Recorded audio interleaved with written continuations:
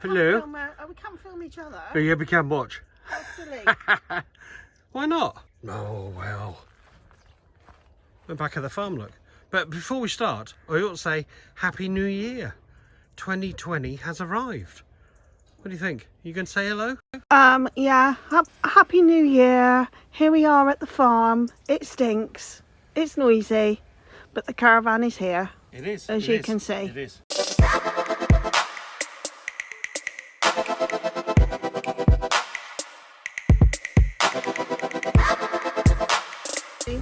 Well, there we go. I was just saying Happy New Year and all that because yeah. Happy New Year. Little bit of a hiccup, but never mind. Battery was flat when we got there, so we've had to come home and get the other battery.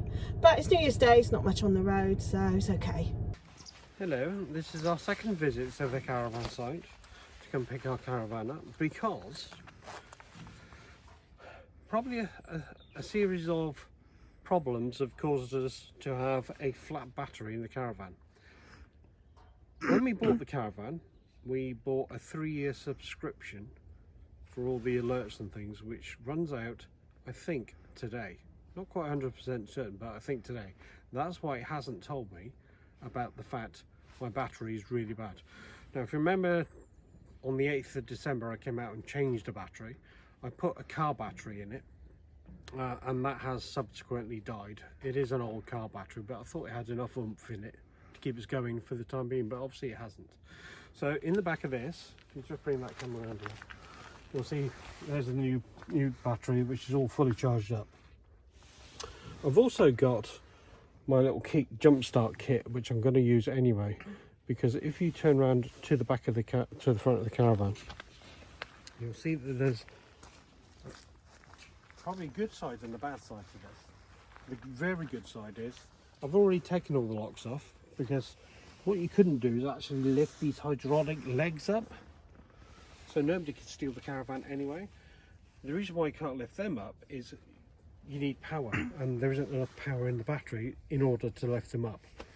So without further ado, I will swap the battery over.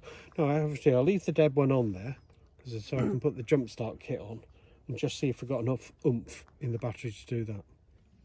So we know this battery has got enough oomph in it just to run the alarm, which is good, which is what we needed. But what it hasn't got is enough oomph to be able to lift the legs up.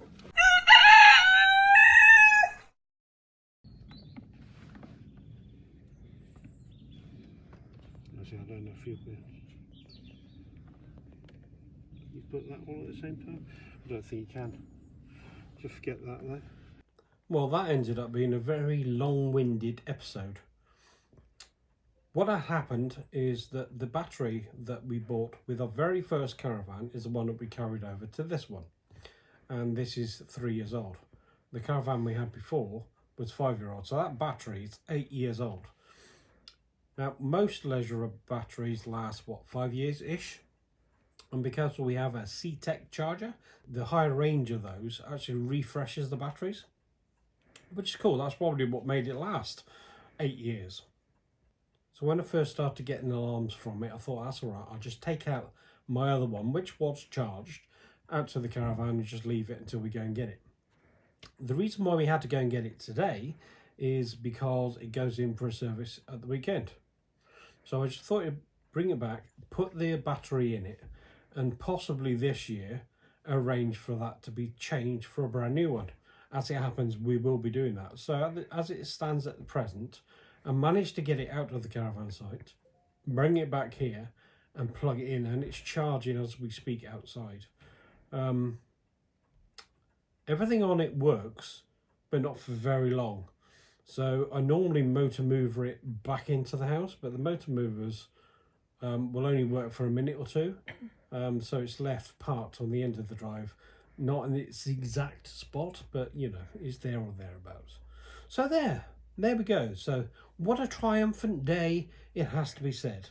Would you not agree, Fiona? Yeah, it was a bit of a trial, but we're going to be positive, and hopefully that'll be our trial for this year when it comes to the caravan. Everything else will be easy. Absolutely. So I'm quite happy that it's going in for a service at the weekend. Well, in fact, they're going to have it for the whole week.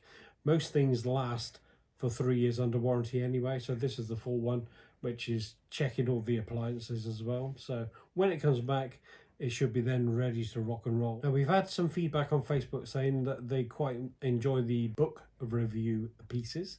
So we're going to start with that, and we're going to tack that on the end of this one. So welcome to 2020. Fiona, you're up next. So yes, it's my turn now, and Happy New Year once again to you all. It's 2020, the Roaring 20s, and I'm starting off with my first book to review this year. Is this one.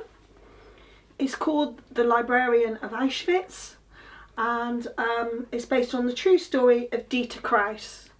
And I've been wanting to read this for a while. It's written by a journalist called Antonio Iturbe. I think that's how you pronounce it. It's Spanish, and it was translated by Lilette Thwaites from Spanish into English. And it tells the fascinating and harrowing story of a young girl called Dieter, who is a Jew, and who at the age of 13 was part of the Nazi purge to get rid of the Jews, and she was sent with her parents to Auschwitz. And this is a story of some of her time there. A lot of it is factual, but you can tell very quickly that the journalist has actually interviewed a number of people who survived Auschwitz at that time, from both sides of the fence, from people that were there interned, but also from some of the Nazis that were there. It's about escapes, and it is not an easy read, but it's fascinating and surprisingly positive in a way. Dieter was quite famous in Auschwitz because she was a librarian, and at the time, if you remember, any of you that are old enough or from your history lessons, the Nazis tried to burn books, and the reason they did that is books, imagination, creativity causes you to think and question things. And often throughout history, dictatorships and tyrants don't want you to question the status quo. What they say is what is and what goes. So they don't want people questioning things. So when a country is in the thrall or the grip of something like that, books can become a very dangerous thing. And therefore books in Auschwitz were actually banned. But in Auschwitz they had a block which was like a children's school, and as far as I can tell, we don't get the whole history of it, it was set up really to be a camouflage, so that if the camps were actually visited by British or peacekeepers during the war, it would look like the prisoner of war's people were being treated well, and that it wasn't a camp of death. That's how it seems to have panned out, that the Nazis actually allowed this school for children to exist. Now within the school were these precious books, and there were only 8 of them, and they were in pretty poor condition, but for people like Dieter these became a lifeline, a symbol of hope, a reminder of happier times in their lives, because when you were a child and you're very young and you're put into that kind of situation, trying to remember the good times is very hard because your sense of time is very different. It might be that small children, Auschwitz is all that they knew, and of course many of them died, and that is covered in the book, sadly. But Dieter looks after 8 books, and she takes her life in her hands by looking after them and hiding them every single day. She's also responsible for what's called living books, and those were the Jews in the camp that were good storytellers and could remember good stories and share that knowledge and share those stories with people. And people need those little rays of sunshine when in the most desperate of circumstances. And so you get this whole story which is around Dieter and the other people that she remembered during her time at Auschwitz. And it's very poignant, it's sad, it's amazing. It's wonderful to see that even in the darkest of times there are helpers, there are wonderful people, even though some people are just horrendous.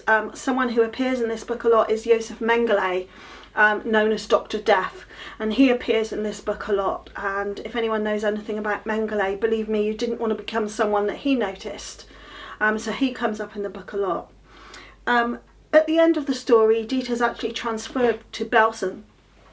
And in Belsen, she has already lost her dad in Auschwitz. He becomes ill and there's no medicines and he dies. And then in Belsen, which is the last few weeks of the war, literally at the time, within days of them being liberated, her mother dies. So by the end of the war, she is an orphan. And you feel so sorry for her because she's only 13, 14 years old. And it also describes something which I already knew about, that when Belsen was liberated, the soldiers that liberated it forced people from the nearby village to come up and to see what was going on in their midst. And my own mum had a friend who was part of that regiment, and he often talked about how the commander of the regiment almost like had a fit, was almost like went mad when he entered Belsen, and it was he that made them march down into the village and bring the villagers and the townspeople up and make them deal with all the bodies and the death and the horror that was happening on their doorstep, and about which they did nothing. I think to some extent that's slightly unfair, because even if you were a member of the Nazi party at that time, you kind of had to toe the line, because if you didn't, you were killed. And I'm sure the people in Belsen knew that their lives were on the line if they took part in the resistance, and not everybody has that courage. Not everybody can. People were just trying to survive.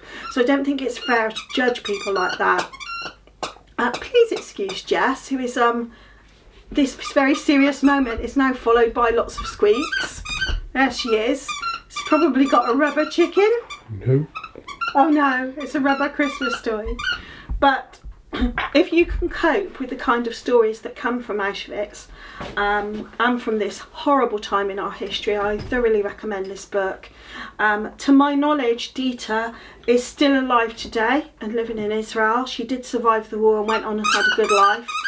And take a look.